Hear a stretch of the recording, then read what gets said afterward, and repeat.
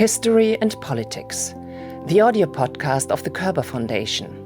In this issue, Rule Britannia, Colonial Legacies of the British Empire in Times of Brexit, with Professor Philip Murphy, Director of the Institute of Commonwealth Studies, London. The interviewer is Heiner Wember, historian and German radio journalist.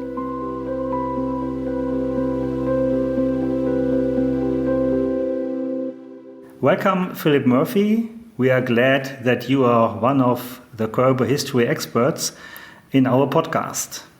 In the next 25 minutes, we will try to answer the following questions. Is there a discourse on colonial injustice in Great Britain? Is there a discussion about compensation? And what role does the colonial history play in post-Brexit Britain? Mr. Murphy, you are also a professor on British and Commonwealth history at the University of London. But before we start with history, let's talk about future. Some Brexiteers in Britain hope that the Commonwealth could be the solution for UK in the time after Brexit, a Commonwealth 2.0, a golden opportunity. You declared that as nonsense. Why is that nonsense? Because there would have to be a huge realignment in British trade. You have to remember, historically, Britain was always, certainly in the 20th century and the late 19th century, a tremendously open economy. And you look at the years immediately before the First World War, at the height of empire, you would think, Britain was still importing 40% of its goods from Europe, only about 30% from the Commonwealth and Empire. I mean, trade with the Commonwealth peaks in the middle years of the 20th century, partly because of protectionism, partly because of the consequences of the war. It peaks at around 50% in 1950. But then, even before Britain joins the European community, it's on a steady decline. And so that now Britain does about 44% of its trade with the European Union and less than 10% with the Commonwealth. Now, there would have to be a huge realignment in British trade to compensate for even a small loss in that EU trade. So it's nonsense, it's moonshine. And in fact, most Brexiteers know that it's moonshine, and I don't think the Commonwealth really played a significant part in persuading the British public to vote to leave the EU. Oh, I see. What is the original colonial background idea of the Commonwealth when it was founded after World War II? Well, the Commonwealth likes to pretend it was founded after World War II because they're very keen to distance themselves from empire. But the term Commonwealth is used for the first time by British statesmen in the 1880s. The real foundational moments happen in the 20s and 30s when the so-called dominions, Canada, Australia, New Zealand, South Africa, and Southern Ireland, as it then was, really established their own complete rights of self-government, both domestically and control over their foreign policy. There was a very important conference in London in 1926 and the so-called Statute of Westminster of 1931. So the idea of the Commonwealth was firmly established. What happened in 1949 was that up until that point, loyalty to the Crown, common sovereignty, had been the constitutional factor that bound the Commonwealth together. With 1949, the so-called London Declaration of April 1949, India was allowed to remain in the Commonwealth as a republic. And then King George VI was recognized by India as the head of the Commonwealth, but not as their sovereign. So really, the British monarch gained a new constitutional title, but not one that had any real constitutional substance to it. So it really signaled the fact that the Commonwealth from then on, of course it was going to expand, it was going to become principally a developing world organization. As soon as India is allowed to remain, the majority of the Commonwealth citizens live in the developing world. And that tendency has only increased with rapid decolonization. But although it's a large organisation, it's a very weak organisation with very weak links between its members. And that has limited its utility both to Commonwealth members and to the United Kingdom itself.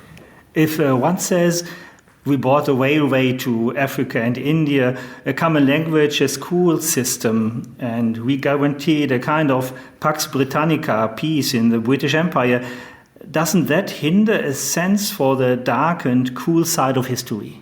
It's an endless argument which will never be resolved.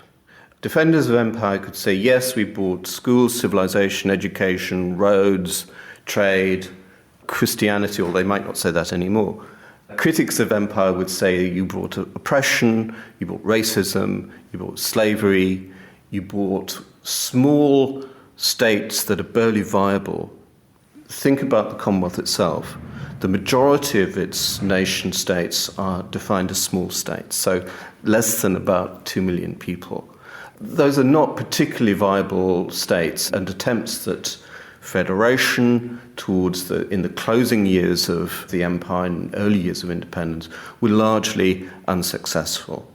So the colonial powers are again accused of balkanizing Africa, and then, rightly or wrongly, accused of trying to maintain neo-colonial economic and political control over them. So there is a firmly drawn set of battle lines, and that battle will probably never be resolved.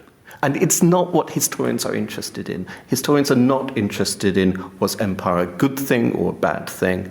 Anymore, they're interested in whether Battle of Hastings or Battle of Waterloo were good things or bad things. They want to know what happened, how it happened, why it happened, and what its consequences were. Do you feel a British kind of guilt for what happened in the colonial empire? Was there more horror than honor? I have to tell you a story. On the day that Brexit referendum result was announced, I, like a lot of people of Irish descent, immediately got onto my computer, found the website of the Irish Embassy, and tried to find out how easy it would be to apply for an Irish passport. And it would be very easy for me. My grandfather was Irish. And so, no, personally, I don't feel any sense of guilt, and I think most people in the UK don't. People who press the cause of reparations would say, well, even if your family wasn't involved, even if your ancestors weren't, you live in a society which was made wealthy on the proceeds of empire and colonialism. This is true, but I think it would be a very difficult job to persuade the people of Britain as a whole, many of whom don't regard themselves as rich, many of whom haven't had the privilege of attending very wealthy elite institutions. They don't feel that they owe the rest of the world a huge debt. And I don't feel they're not overburdened with guilt either. There are not so many people who want to become Irish. In history, it was the other way around, wasn't it? Yes, being Irish means you have freedom of movement and freedom from imperial guilt, which is not a bad combination. Did you already have a passport? No, indeed, I haven't gone through the process of actually getting an Irish passport because it feels like running away from the key battle of the moment, which is to keep Britain in the EU. And not until that battle has been lost will I actually make the application. Is that your battle? It's my battle at the moment, yeah. Are you optimistic or pessimistic? I'm optimistic. One has to be optimistic. I think the referendum was won by the Brexiteers on lies, muddying the waters, and I think the logistics of withdrawing from the EU were never worked out, they were never explained to the British people. And what we're seeing now is the consequences of this, of the British government rashly and irresponsibly asking a question that it couldn't in practice answer. Is there a kind of common sense on the issue of the history of the colonies, or is Britain separated in two blocks? I think you have to distinguish between the historical community and the wider political community. I speak as the co-editor of the Journal of Imperial and Commonwealth History, which is the leading scholarly journal in the field.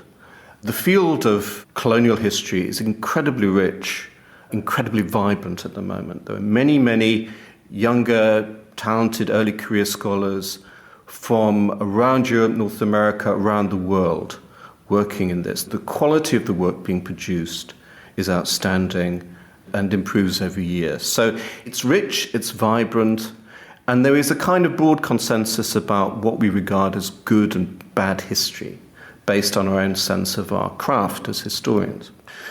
Beyond that, it certainly seems that politicians, that journalists see imperial history in terms of a simple right-wrong dichotomy. And in a way, social media, many things have contributed to this. I think in the last 30 years, really since the end of the Cold War, the idea of the history of the colonial empires has become politicized. It's become more mainstream as well, which is a very good thing. When I began my work as a graduate student in the 1980s, I think colonial history, imperial history was a fairly marginal aspect of the field. And it seemed to be studied almost in isolation from the history of the United Kingdom itself. Over the last few decades, it's been recognized as incredibly important, and it's been recognized as an important part of the history of the United Kingdom itself and of the other European colonial powers. And greater attempts have been made to show the connections between those two fields. So that's all been incredibly positive. I think there has been a politicization of imperial history. It's come partly from scholars working in the post-colonial studies tradition, who have a particular take on the nature of the European power structures, what colonialism was, how deeply it penetrated the mentalities of people in Europe, in the West. And opposing that has been a kind of a resurgent interest on the right in the histories of empires, really almost using it as a stick with which to beat the left, to attack their kind of sacred nostrums of the importance of anti-racism, the importance of anti-colonialism. And certainly the right-wing tabloid press have taken that up. And to an extent, again, looking at the broader span of history, since the late 19th century, pride in the empire became an important part of what the British right wing regarded as patriotism. And that really continued into the post-war period. And you can still see residues of this in British popular attitudes. Notoriously, in, I think, 2014, YouGov public opinion survey asked people whether they felt proud or ashamed of empire. And 59% of respondents in the UK said that they felt proud. And that's been consistently seized on by people who would say the history of imperialism, the history of colonialism has not been taught properly, it's hardly been taught at all in the UK.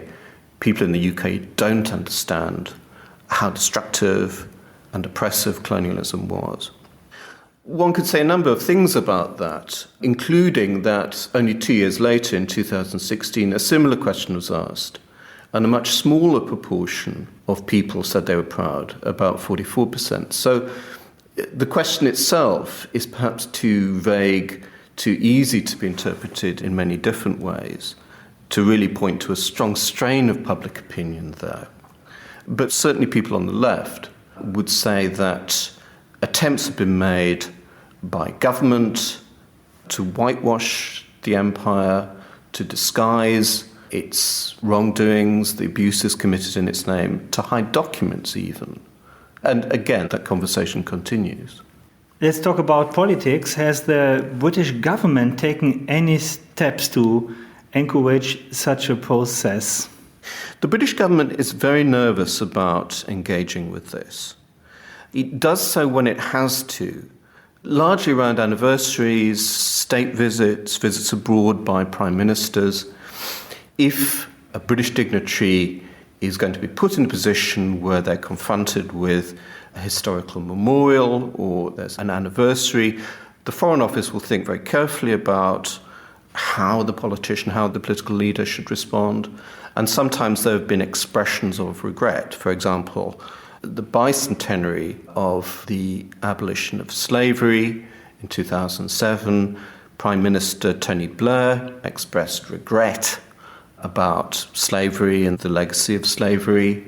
On a visit to India in 2013, at the site of the Amritsar massacre of 1919, David Cameron again condemned the incident, said what an appalling thing it was. On the whole, though, the government won't engage with these things if it can possibly help it. It has avoided straightforward apologies for former historical events. And when it has actually paid out compensation, as it did to a number of veterans of the Mau Mau insurgency in Kenya in 2013, it has done so because it's been forced to do so, because a number of representatives of Mau Mau detainees had brought an action against the British government in the High Court, and it very much looked as though that might go to a full trial and the British government might lose. So they made that settlement in order to avoid going through an embarrassing trial. So I think you could say that the British government have been nervous about making any grand gestures. It may be that that's partly to do with the political composition of British governments over the last nearly 10 years. As these calls for reparations and for apologies have taken ever greater momentum, you've had Tory-led governments. I suspect that if Jeremy Corbyn and Labour got into power, apologies and gestures of solidarity with colonial peoples would proliferate like mushrooms. I think Jeremy Corbyn would be very keen to do this here, there and everywhere. And that tends to be the case in terms of European governments. And governments left tend to be more inclined to make apologies than governments of right. The German reconciliation attempts regarding its former colonies, are they recognized in the UK? I think they are. I think there is a dialogue going on among scholars who are interested in this area, which draw upon the German experience, particularly towards Namibia and the return of historical artifacts, the return of records as well, which is an important part of the dialogue and something that the German government have taken a lead in. There is interest in how the French deal with this, particularly since the creation of the Museum of Immigration, the Porte Dorée in 2007. And there are calls for the British government to do more in that area. What about the US and its colonial and racist parts of history? Is the denial of the dark side of history there comparable to the discourse in Britain? I think this is interesting. I think that for people of Afro-Caribbean descent in the UK, certainly political activists, they tended to look to the United States for a kind of model of how to organize.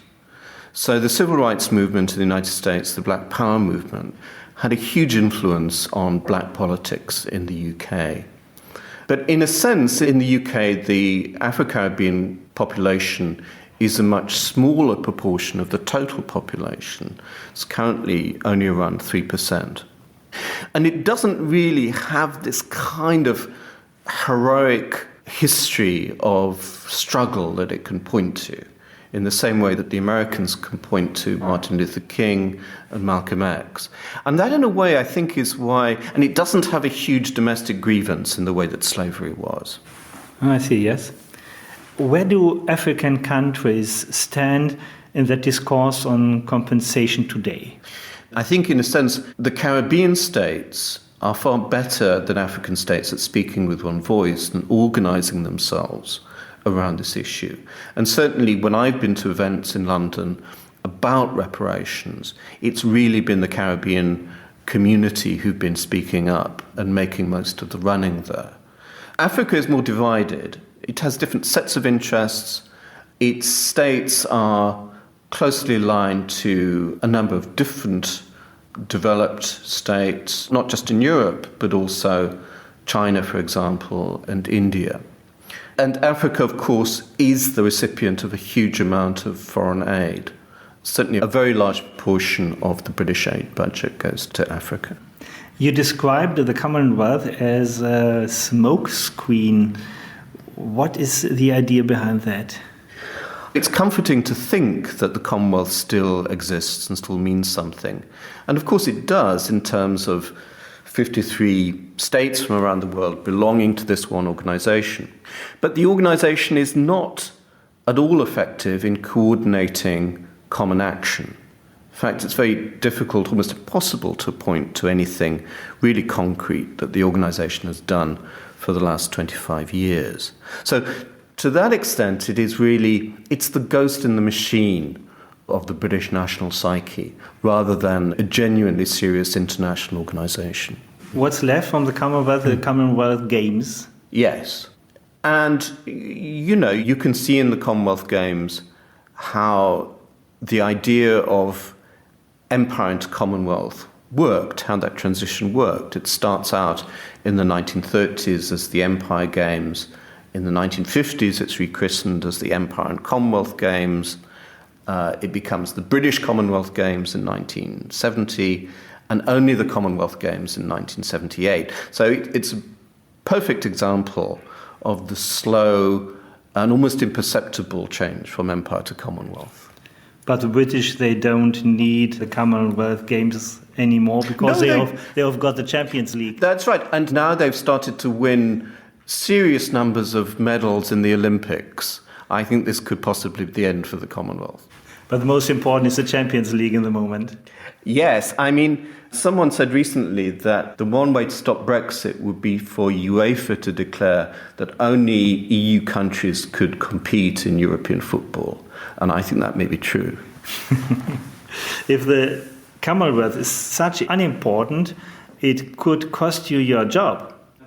Well, it doesn't need to. There were many Soviet studies departments in universities in the West when I started my career in the 1980s, whose directors were not fervent communists. We are the only institute in the world which studies the Commonwealth, but we're far more interested in the broad set of legacies which the British Empire left behind. And if something called the Commonwealth, an international organisation called the Commonwealth, ceased to exist, people will still use the term Commonwealth as a term of art to describe the countries that were once part of the British Empire. And many other legacies of empire will remain to be studied. Thank you very much, Philip Murphy, for this instructive interview. Thank you. If you are interested in further podcasts of the Körber Foundation, you can access these on the Körber homepage and all major podcast platforms. Podcasts are offered in either English or German, depending on the language used by our guests. In German, you will find interviews on European security policy in the 20th century, the success of democracy, or the definition of anti-Semitism in the past and present. Topics also include the Hitler-Stalin Pact and how propaganda works. We hope to welcome you back as our listener in another podcast of our series, History and Politics.